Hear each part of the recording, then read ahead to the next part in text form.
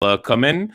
And as we're live right now, I'm going to give you the rules, gentlemen. I will give you the rules. Now, you have to understand, Tommy and Frank, that I, as the host of this podcast, I have a mute button. So I would like that whenever I bring up a point, I will direct it towards you guys. Say, okay, Frank, answer this. I will ask if Tommy has a rebuttal or vice versa. But if you guys get out of line, there will be this mute button, and I'm not afraid to use it. So I Duly picked, noted. I picked some very good suggestions, and my point, my goal today, guys, you, Tommy, Facebook Frank, is to show the world is that yes, you're very outspoken, you have great characters, but you have knowledge, and when we can have a conversation together, we can come up with something good. That's what it comes down to. You guys agree with me? Oh yeah, guaranteed. Tommy, you're good. Guaranteed, yeah. Fantastic. Okay, so we already have some 3 live viewers over here. We're gonna give it a couple of minutes. By the way, didn't announce anything, huh? Serie A today. I know Germany did the 16th. Yes, David. Holy shit. Yes, David. Holy shit. Facebook Frank and Tommy Time. Worlds have collided. Tommy has been working from 8 to 5, taking calls. He's not stopped. Then he had a manager meeting. A manager meeting at 5 to 6. I know all these things, Tommy. I know all these things.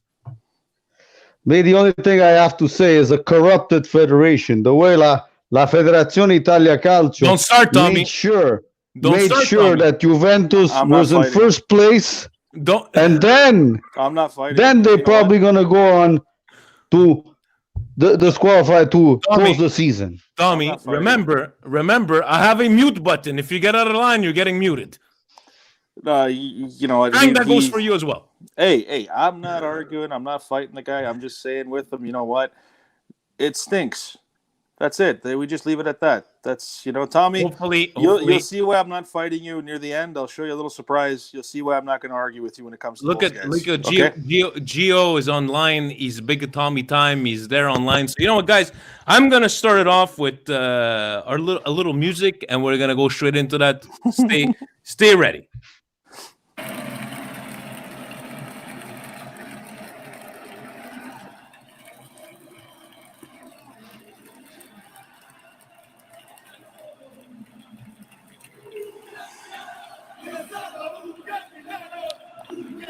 How fitting. And c'è solo un capitano, a fitting music today for a first style special podcast. Happy birthday, Franco Baresi, number 6, 60 years old today. Cari amici sportivi, Facebook Frank, Tommy Time, Vinny T here for a first ever Milan Weekly debate, as I will call it. I got the guys here because you guys know Frank and Tommy, longtime fans of the show, quite the characters. I wanted to get them on, and against everybody's recommendation, especially Presidente. I don't know if that's gonna go good. They're very. We'll leave it to me, guys. Good evening, Frank. First of all, how are you? Live from Toronto. How's everything? I'm good. Had a long week of work. It's over with now. The weekend of doing nothing. Oh, Tommy, you all right? Tommy, technology over there is good. We lost him for a second. No, I'm good. And how fitting. Se per sempre. We have this today with the birthday of the captain, Mr. Franco Baresi. You know what? I'm ready to have a good time, have a good conversation. Tommy, we're gonna have some fun, buddy. Tommy, good evening. Buonasera. I know it's been a long day. Buonasera, ragazzi. How's it going? Everything's good. You have these fans. You can see the comments there that Gio is asking. He's been looking for you because he was always the guy that wanted to do Tommy Time T-shirts. And Vincent Russo saying, I feel there should be some Rocky Balboa music. Give me time to ask the questions. Give me time to ask the questions, and we're going to get there. Guys, I'm going to start off straight off the bat, right? And I'm going to ask you the hard questions. Now, as we know today, 60th birthday for Franco Baresi. I don't know if you guys are with me, but I was surprised he's only 60. I thought he was a bit older. But, he's 60 years old, numero 6, capitano eterno. And I wanted to ask you guys this. And I'm going to start off, and this might be a hard question. You guys all know what happened to Maldini the last game at the San Siro. Yeah. I would like to. I'm gonna start. With you, Tommy. I'm gonna ask you first, Tommy. Frank, you're gonna be able to comment on that one. That's cool. If you had, Tommy, a person that did not know Baresi or Maldini, how would you explain that scenario to those people? What do you think went through those ultras' minds shitting on Maldini? Where, try to explain to anybody out there, Maldini has more trophies than Baresi. Why do people keep on holding on to Baresi so much? With no fault, they're like, I love Baresi, but how would you explain that? Baresi has a trophy that Maldini doesn't have. The World Cup. And a lot of people don't know this. Baresi was part of the 1982 Italy squad when they won the World Championship in 1982, even though he never played a game, but he was on the bench. He was part of that team. But he never played because he was too young. But he was part of that team in 1982. Okay, and another thing about Baresi that a lot of people don't know is that Baresi, he went to the training camp of Inter with his brother Beppe Baresi when they had to, and Inter kept his brother and took off Baresi. Like they released him. They didn't want him. Milan went and take Baresi, but Baresi is a product that came from the school of Inter, and a lot of people don't know that. But if you look at this documentary of Franco Baresi, which I've seen, you see that they went together to try out for l'Inter. They kept Beppe and they released Franco. That was a big mistake because Franco was a better player than Beppe Baresi. Okay, so Tommy, big mistake for them. It's better for us. So Tommy, from what you've said, Frank, how do you explain to a non-fan or a somewhat casual Milan fan what went on? We just heard Tommy saying that he kind of came, went to Inter, this and that, all these little things. Yeah, is it because he won the World Cup in '82 that people shit on Maldini? How would you explain that situation? Go ahead, Frank. I'll explain it from what I remember. I remember Maldini cut an interview, I believe, in 2008, and he said something along the lines of, how can we expect Milan to grow as a global brand when you have people outside the stadium selling knockoff shirts and unlicensed product and the ultras selling stuff? And that pissed off the ultras, and he never had a decent relationship with them, and that's why they crapped on him. That's my opinion. I think that's why they did it. But to do that, they were both even playing together. They were the yin and the yang. They played so well together. They gelled so well. How the hell can you shit on them? How can you shit on Maldini and say, oh, he's a piece of garbage, but Baresi's better? When the two of them together were amazing. 196. What was it? 196 games played together. Only 23 goals allowed. And my God, is there any explanation to that scenario, Tommy? Do you have a reasonable explanation? Ingrati. Who actually goes against Maldini? That he had his father that played with Milan all his life, the best libero in the world. Then you have his son, the best terzino in the world in my book. Yeah. And then all of a sudden you shit on a guy like that. But I said, are you out of your mind? The guy didn't even, he refused a contract that was offered to him when he was 38 years old. Yeah. From Manchester United, three times the money he was making at Milan, he refused. For the Milan sweater, for the love of the club. And you go shit on somebody like that. It's just I think what we're summing up together all here, guys. I think it was just a black eye on the career of Maldini, and I believe Maldini understands that there was a very small percentage. And you saw today from the video messages that they all sent. Baresi, Maldini was one of the first ones sent that thing. So. It's just unfortunately, like you're saying, a black eye on Milan's history, especially Maldini. But Tommy brought up, the 1982 World Cup. Maybe they're thinking from over there. But in the end, they were completely out of line. Yeah. And unfortunately, it's something that we can't erase. But at least 99% of his career is going to outdo that percentage there, right? But let me just say one last thing. Baresi, the only reason in 1990 he was supposed to win the gold ball He was a in runner-up. the Yes, Tom. Yeah. 1990 World. He was one of the maybe the best player out there. They only didn't give it to him because he was a libero and he used to play in defense. That's the only reason why he didn't. But believe me, this guy when he used to play, non passava nessuno, my friend. Not even Frank, Maradona. Frank, do you Maradona, which is the best player in the world, had trouble with do Baresi. you agree, Frank? Do you agree with He, that? you know, Tommy, what he's saying, people expecting us to fight. He's touching the heartstrings, man. He's saying stuff that's true. Baresi was one of the greats, and unfortunately, the Ballon d'Or, the way it's judged, is given to more flair players, or if you have a Yeah. good if you have a good 3 weeks for a World Cup. Because look at 2003, Maldini should have, for the renaissance of his career, should have won the Ballon d'Or. They gave it to that piece of crap, the guy who looks like a Patrick Swayze wannabe diver, Pavel Nedved. And Yeah. as long as I hear stupid Juventus fans say, "Oh, well, if we would have had Nedved in our midfield in 2003, would have won." Fanculo. You know what happened in 03?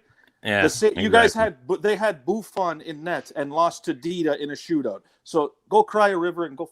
Oh, I'm trying. I don't want to curse. Okay. But, like, La Juventus, La Juventus Okay. La No. Juventus Listen, Let hey, him- will let him- never let him- win a Champions Tommy, League Tommy. ever again. Tommy, Let look him what say I'm it. going Let to him do right say now. it. Look, I just muted you right now, Tommy. No, don't do that. Come on, let him say it. Let him say it. I'm muting you as well, Frank. This is the way it's going to run.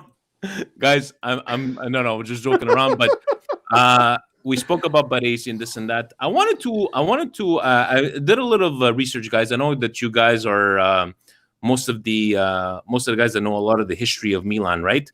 A quick question: do you know which year or which Scudetto Milan won the last time they had an all-Italian team?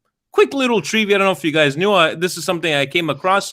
Would you take a guess, Frank? How about you? Would you take a guess which year we had an all-Italian team?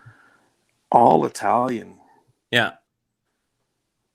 Like starting 11, all Italian. And guys, team. it's okay if you don't have the answer because I don't think anybody would have that answer. Tommy, you have an idea? The last all-Italian? I think we'd have to go to the one after 43 years.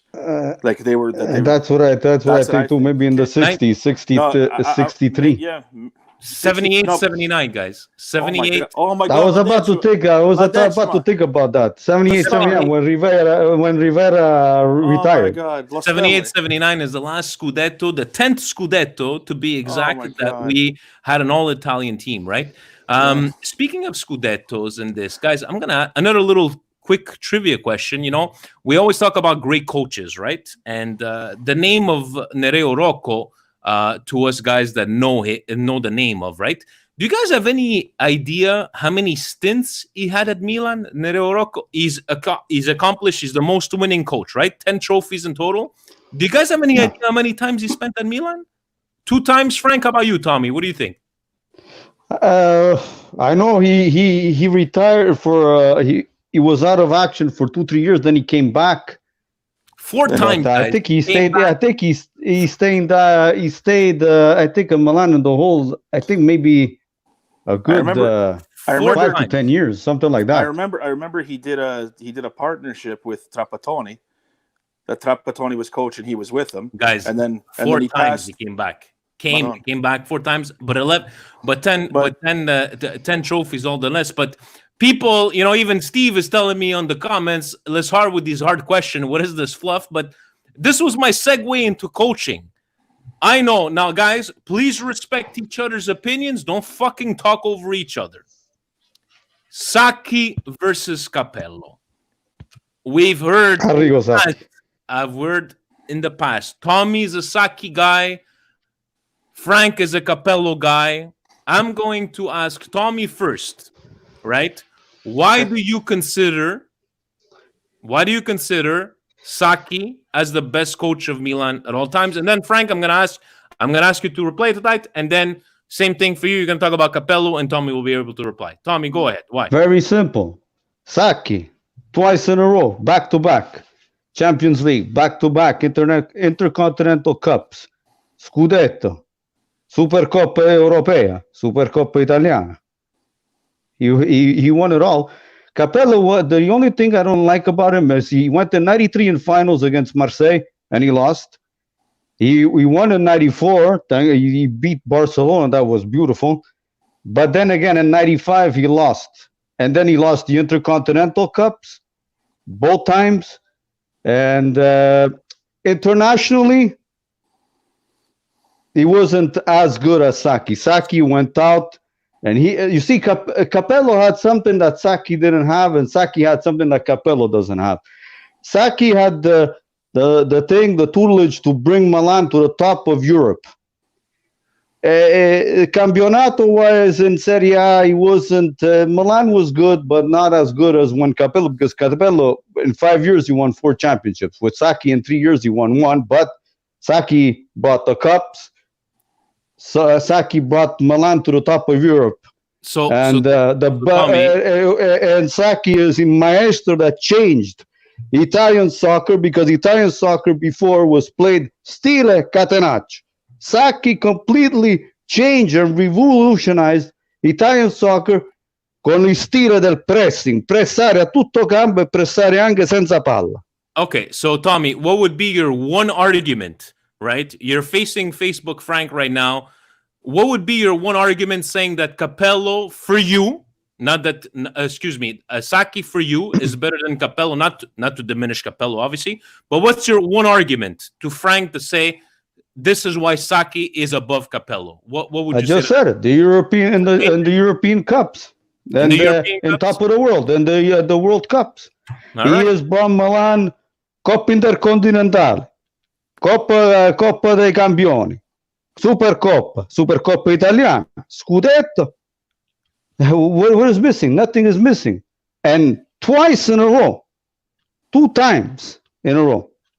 All right. So, Frank, why are you I know you're not a Sacchi hater, but why would you put Sacchi? Why would you put Capello ahead of all that? Historically, between the two of them, in Milan's history, Sacchi's got his 8, Capello's got 9. Successes, trophies, all that. Yes, he's missing a world championship, but with the champagne football, all that, there's one thing he could not do. Sacchi was not invincible. 58 games undefeated, that's a hard argument. But at the same time, Tommy makes great points. And we were lucky enough, the both of us, well, the 3 of us, even yourself, to see the both of them. We're the 3 of us, I could say this. I was thinking about this. I knew this would come. I was thinking about this today on lunch when I was on lunch break. If this comes up, the 2 of them, Sacchi and Capello, had a little influence on our 3rd of 4 great coaches that Milan's had in their history, Mr. Ancelotti. Okay? Sacchi was the coach of the Immortals. Capello was the coach of the Invincibles. And they gave us, the 2 of them together with their tutelage, they gave us the coach of the Resurrected, the Renaissance, the team that came back and won 8 trophies as well, that brought Milan back to a high standard. So in reality, I like all 3 coaches. I'll go on more. I'll be just to be the devil's advocate, I'll say career-wise, outside of Milan, Capello had a better career. He won with Madrid twice. He won with Roma. He did something else other than that. But if it wasn't for both of them, we wouldn't have even had that 3rd run. I think we're all in agreement with that. All right. Yeah. You guys have... The thing is that there's another thing there, but that's probably on another segment later on that we'll talk.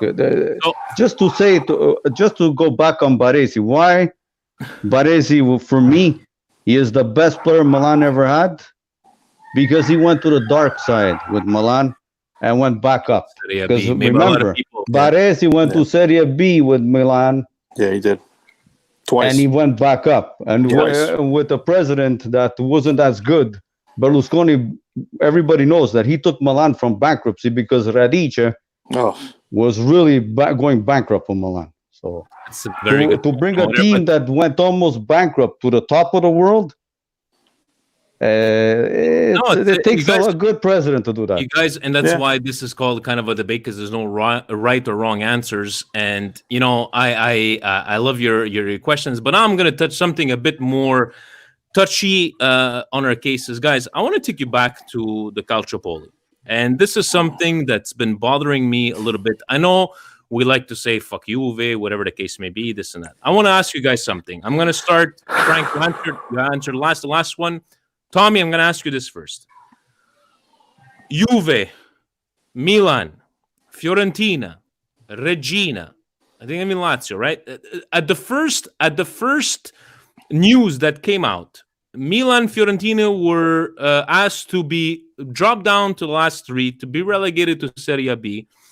Juventus to be, this and that. Okay, we ended up with 8 points and this and in the end, Tommy.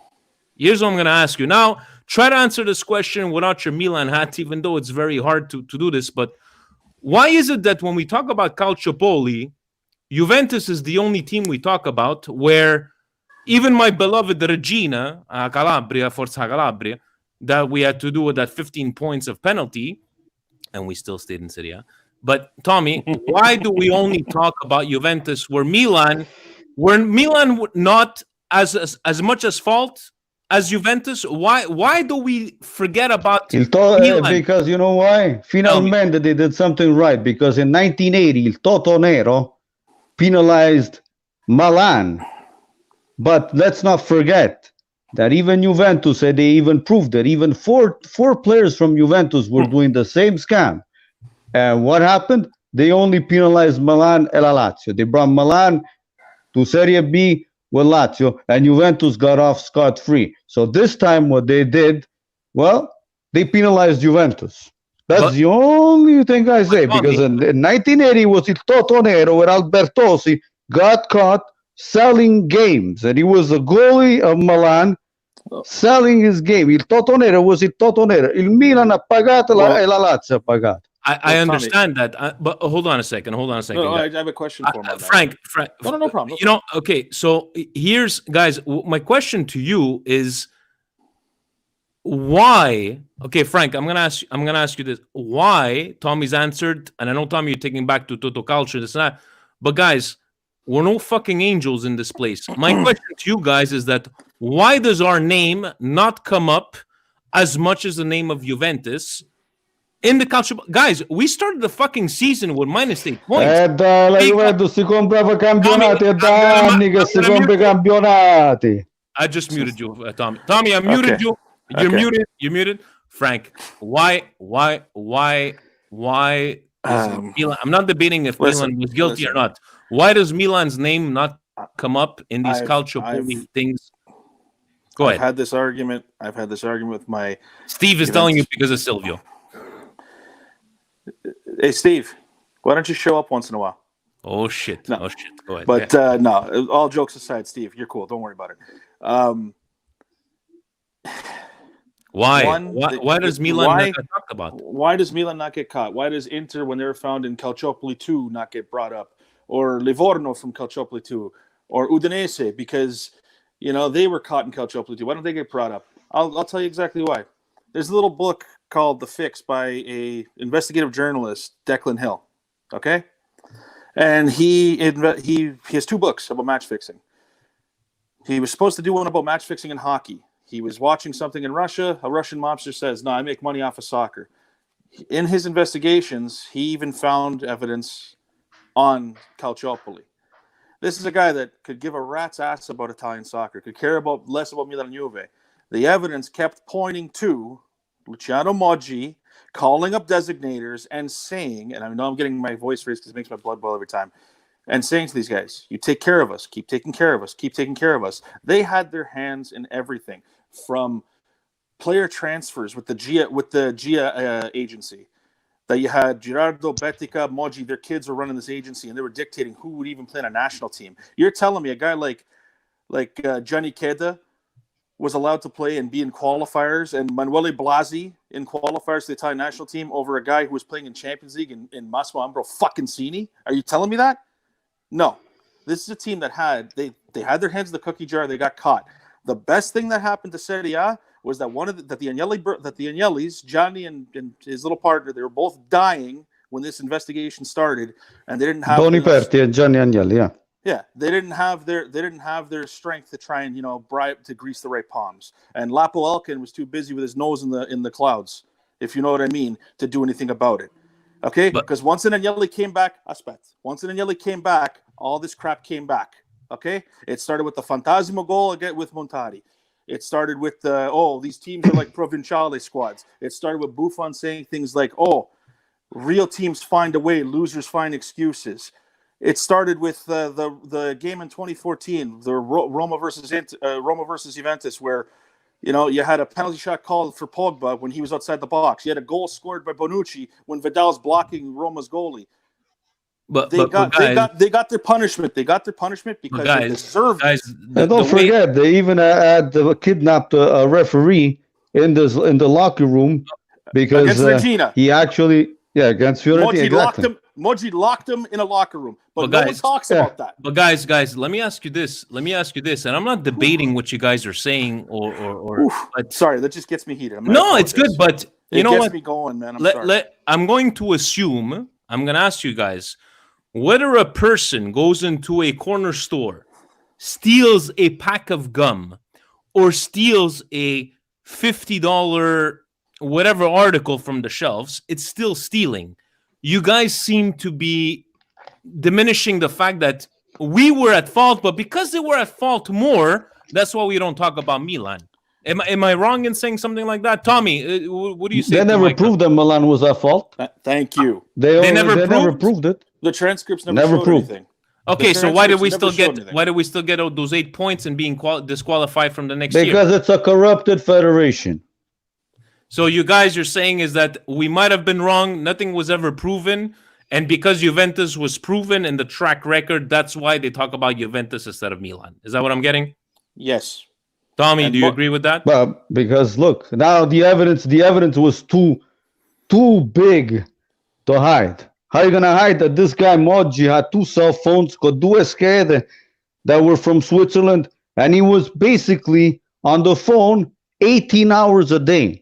Fixing games, talking to refs, talking to La Federazione Italia Calcio, doing all kinds of things under the table. How can you explain it that even the law had the recordings because they tapped his phone?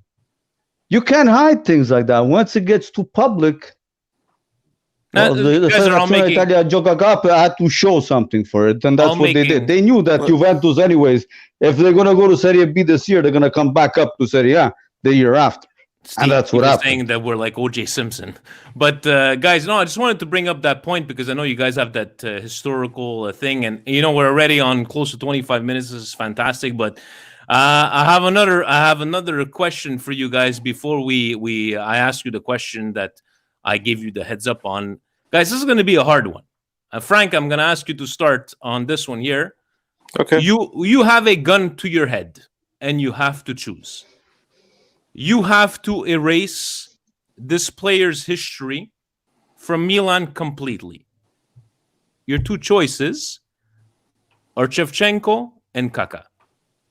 Who out of those 2 players, you have a gun to your head, you need to erase their complete history out of Milan?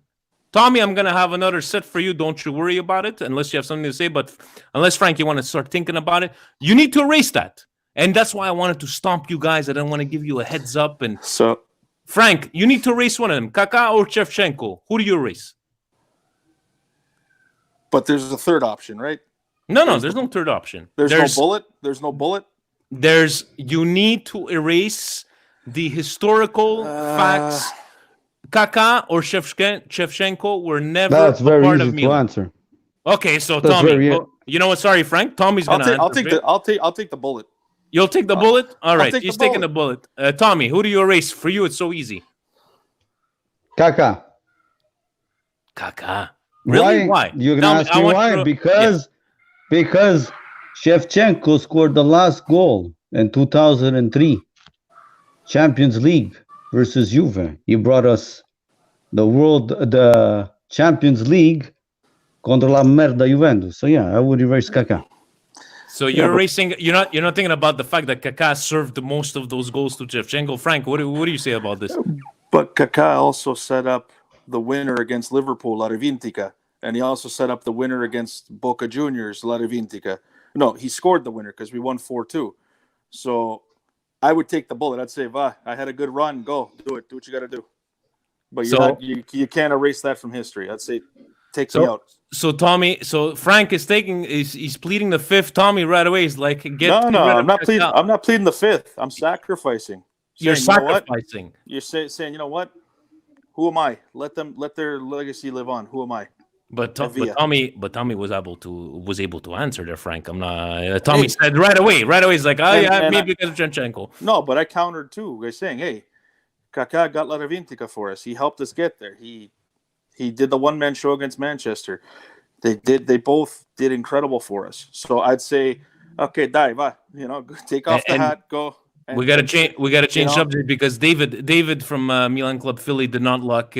He did not approve this question, nor did he like my question. I was trying to bring up something from over there. Hey, But, I would just say, take care. He's telling me get my game on. Okay, so here's my game, guys. Here's the final question. Guys, a lot of us have been watching the ESPN The Last Dance special with Michael Jordan, where they depicted, Michael Jordan's last year and all that kind of stuff. And guys, if you were a director of this documentary and it was about a Milan player in a certain period of time, who would you pick? Let's go with Tommy. Tommy, who would you pick to have a 10-part documentary series about the backstage and everything, what was going on? Who would be that player at what era? And why would you pick that player to do this documentary about the Milan? The one and only Franco Baresi. At what time in his career? At his prime, between 88 and 1990. And what would you like to see in that kind of documentary? Like, what would you be interested to see in the back? Everything. In that kind of documentary, I would like to see him when he started, when he got pushed over by l'Inter and he went to Milan. When he started, how he started, and all the way through his illustrious career, because he is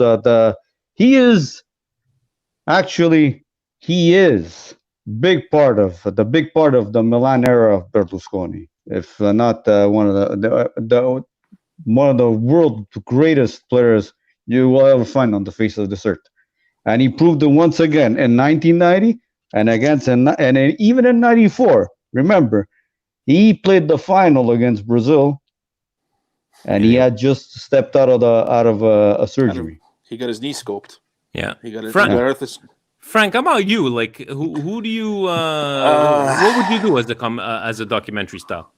As a documentary style, it would be the team, and it would be for the month of May 2003. And the reason why, in the month of May, they had to solidify their spot in Champions League. They fell from first for being winter champions to third, and they had Lazio and Parma nipping at their heels. Then they qualify for the Coppa Italia final against Roma. Then they qualify for the semi-final of the Champions League. And every time that they had a little bit of breathing room and they could relax, another obstacle came across. They were solidifying themselves in third. They got to play the first leg of the Champions League. Again, the semi-final against Inter. Then, they draw the home leg. Great. But you still got to play the away leg. They tie that. They get to the final. You get Juventus in the final. Before that, you got to play the first leg of the Coppa Italia final. They smash Roma 4-1. Then they got to play the Champions League final against Juventus.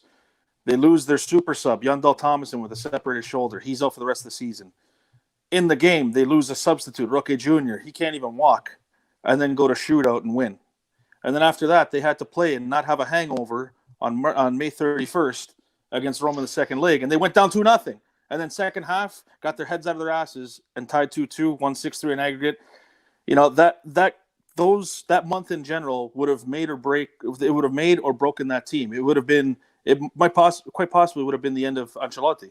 If he didn't win anything, if he didn't take out Inter, if he didn't beat Juve for the Champions League, if they didn't win the Coppa Italia, then we wouldn't be talking about Ancelotti's 9 trophies. You know what I mean? So I'd follow the team around. I'd interview them now, what was going through their heads. I know there was a documentary I saw from Gazzetta where Maldini talks about 05 and he mentions the 03 final. Like it came out in 05. He mentions the 03 final Champions League that, and Inzaghi went to the bathroom like 9 times before the game even started. And then in an interview, Ancelotti said in 03 and 07, Inzaghi went to the bathroom at least 20 times. I'd like to hear how nervous these guys were, what was going through their minds in that month. And especially, you got Inzaghi playing his former club. Yeah, that was a month that it made that next chapter, the Renaissance. Those are fantastic. Whether it be 2003 Milan, Tommy with maybe the 58 game and win lossless streak with Baresi. Honestly, for me, I think I would probably do one on Romagnoli. The year that he signed back with us when we were in fucking shambles, and to understand like what was going on through the backstage. But guys, thank you very much for those answers. No but problem. I was gonna end it up with without asking this one, and I know, guys, I want you to give me your explanations for your reasoning. Now we've talked about Andrea Pirlo. People have, I've said my piece on Andrea Pirlo. How I'm always talking about the person, not the player, right? So how I felt about him, and I explained why I felt that way.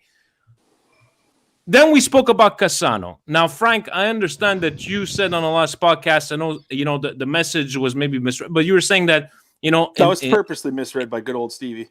I know, but that's what Stevie is. He's no, I know, because I want to ask him. I was hoping he'd be here. I was going to ask him, Steve, does Pirlo have a beard on his nuts too? Because you ride him a lot. Shit! So the question is, because I'm gonna ask Tommy first, right? Tommy, I understand that for us, they were ungrateful through Milan, non sono roba da Milan. For us, who is worse for you, Pirlo or Cassano?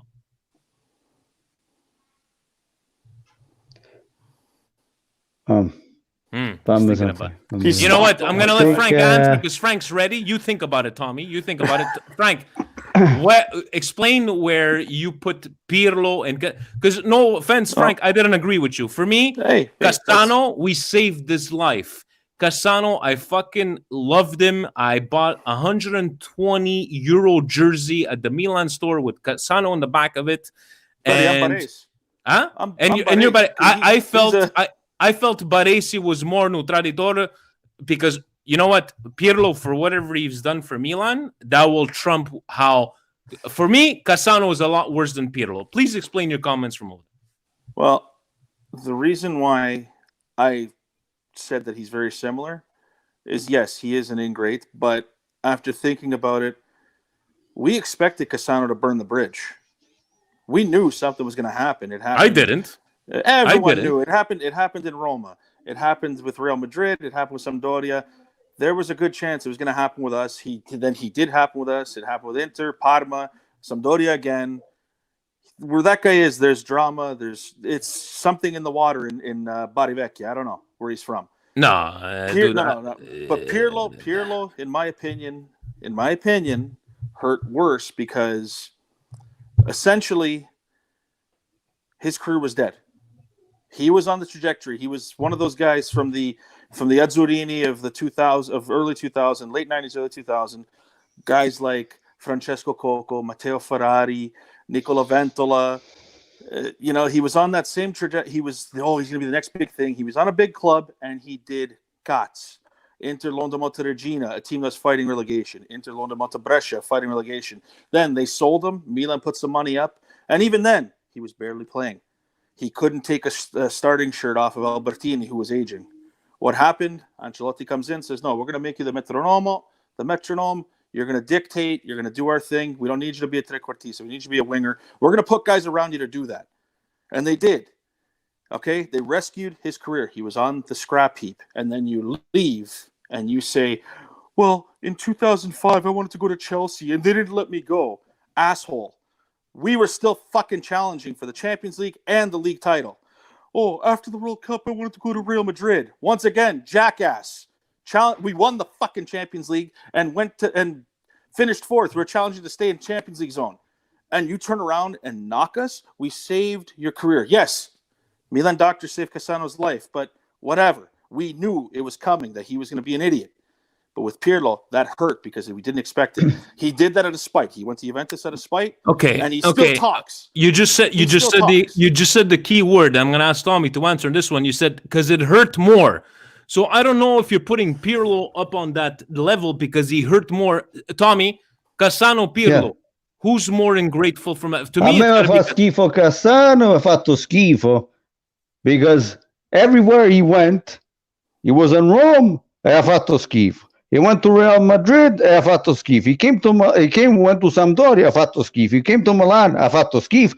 And then to top it all off, he went to Inter, and the only thing I could say, they ruined his career. Bella roba che ha fatto Cassano. Hold on a second. Sto stronzo di Pirlo è ancora più ignorante. Because this guy, he wanted to go to Real Madrid, this, that, Manchester United, Chelsea. Who the fuck were you before? You were at Inter. You came to Milan. The only reason why you became good is because you had Rui Costa playing with you, Redondo that taught you, and then you had champions surrounding you. That's why you became who you became. It's not because you had talent. You were learned. But guys, talent. But guys, your both answers are going to what burned the most. And I'm sorry, for me, what burned the most was Cassano, because Cassano had, I'm sorry, Tommy, he had a great year. He won the Scudetto with us. He was connecting up. And if you guys don't remember, as soon as he started selling everybody off, c'aveva la malo di pancia. Pirlo. But he had a heart surgery, don't worry. He had a syphilis. Let me speak. Tommy, let me speak. Pirlo, I could understand his frame of mind, where he did not play for 6 months during that Scudetto, where we won it without him. I could understand his frame of mind fucking Milan. I could totally understand that. The fact that he went to a rival. Tommy, let me speak. Di Allegri. It's his fault. Tommy, what I'm trying to get at is that Andrea Pirlo, we kind of pushed him out. My point is that a true Milanista would have went to play somewhere else than Juventus. Cassano decided that he had un malo di pancia when everybody started leaving. And that's what I'm trying to say. In the end, we all three of us, for us, this is our opinion. And we're not saying this is fucking science. To us, non è roba that we appreciate everything they've done. Us, obviously, Pirlo a lot more than Cassano. But to me, put a Baresi in that conversation. Put a Maldini in that conversation. For that matter, put a Gattuso or an Ambrosini, for that matter. They wouldn't have done something like that. And that's why, for me... Non l'avrebbe mai lasciato il Milan per andare alla Juventus. Chi lascia il Milan per andare alla Juventus è un uomo di merda. Thank you. Vinny. Yeah. I'm going to say something right now, okay? Yeah. Ambrosini, Gattuso, they had the opportunity. Gattuso went to Sion. Ambrosini went to Fiorentina. They didn't say a damn thing negative about Milan. They still don't. Exactly. Okay? Now, here's another thing. You know who else? And he hoarded around. He was passed around between Inter, Milan, and Juventus. Aldo Sirena was passed around like a cheap bottle of vodka at a high school house party. Has anyone ever heard that guy say one negative thing about any of those teams? Barely. Seedorf left Inter for Milan. Did he say anything negative? No. Inzaghi was pushed out. They preferred Trezeguet over him because Del Piero didn't like him. He cried about him. Did he say anything about negative about Juve? No. You know what he did? He put his fucking boots on. All these guys, they put their boots on, they played, and they moved on with their lives. They didn't write in a little book, and they didn't sit in a vineyard with their little stupid-ass scarves with their leather brown shoes and a glass of wine acting like they're sophisticated and still whine and bitch about a team that gave you your goddamn shot. So you know what? Fuck Pirlo. All right, guys. So okay? Cassano is a goof, but we all expected him to be a goof. Pirlo, that's disgusting, and he still talks. And you know what? Because if not, we're already been talking for 45 minutes. But guys, let's finish this off on a good note. Tommy, your best ever. I am a non-fan. I don't know what soccer is, football is. describe to me your favorite Milan moment, your memory to you. What is your best memory of being a Milanista?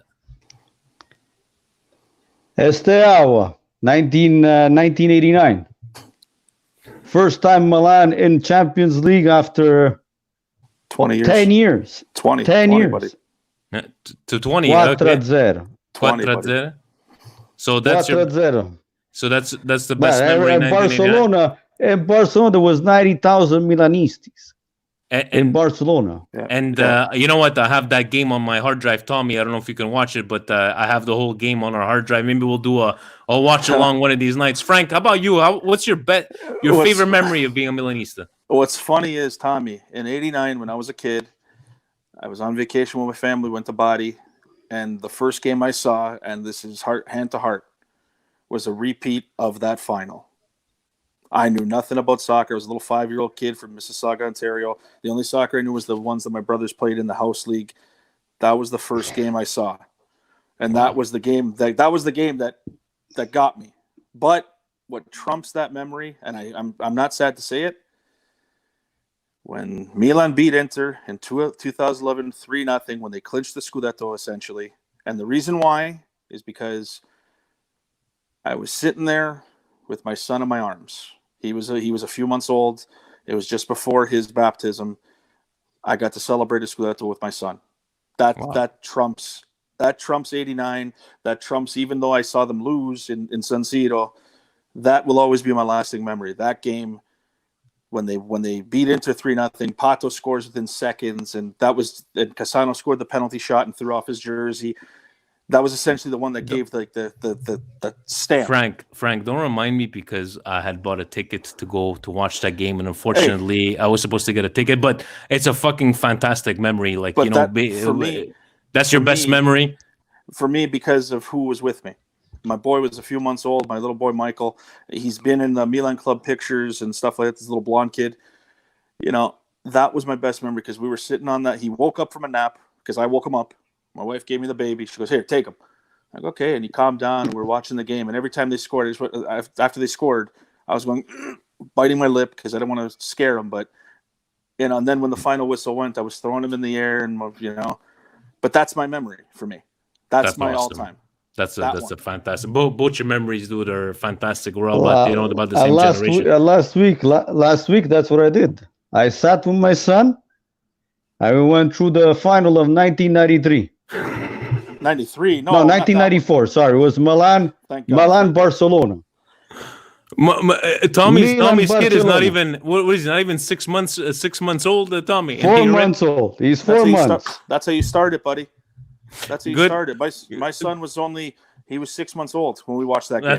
That's awesome, guys. That's fucking fantastic. And thank you for everybody. Thank you for Steve to trolling us on the commentary. Thanks for all the live viewers, guys. This podcast edition, we'll set it up. Maybe we'll have some more specials. I'm supposedly not going back to work until the 25th of May, so we'll go from over there. Tommy, Frank, thank you. I wanted to say thank you very much.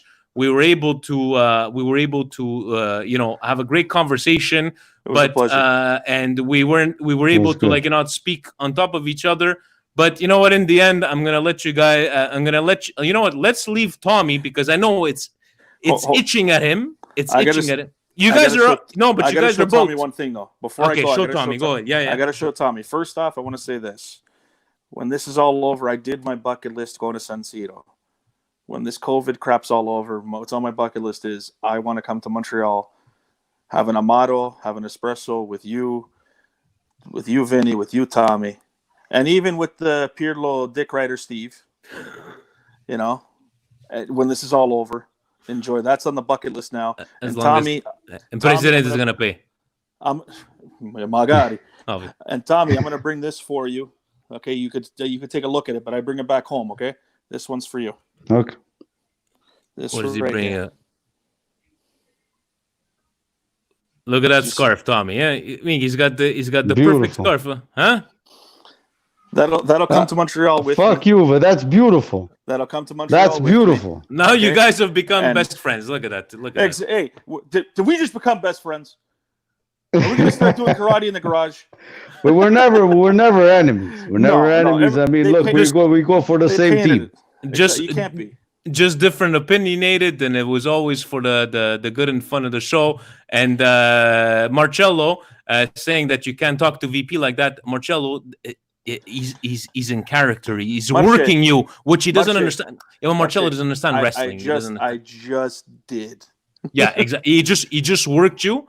And you're that guy, Marcello, like as those wrestling shows, and it's like, it's still real to me, damn it. He's that guy. He's that guy. Guys, thank you so very much for tonight. We'll keep in touch. This Monday, we'll have our podcast. Who knows what's going on, all these specials. But, guy, I want to thank you. I know Tommy's been working all day. He had a meeting. Anthony told us you probably didn't eat, didn't see anything. Thank you very much, Tommy. Frank, guys, ovunque, sempre.